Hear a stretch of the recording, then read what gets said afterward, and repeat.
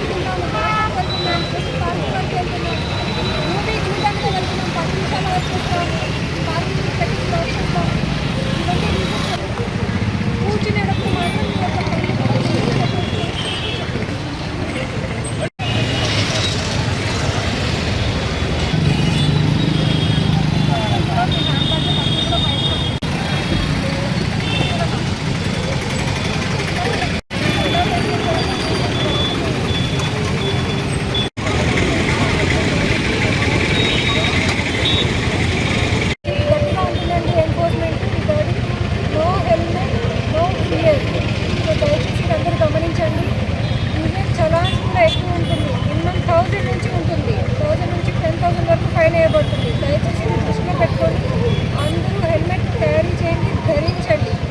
Rider కానీ PN rider ఈ బైక్లో ఎంతమంది ఉంటారో సో మినిమం ఒకటి అంతవరకు అలౌ చేస్తారు. అందుకని ఏదైనా ఎక్సెస్ ఉన్నా కూడా ఫైన్ వేయబడుతుంది. దయచేసి అందరూ గమనించండి.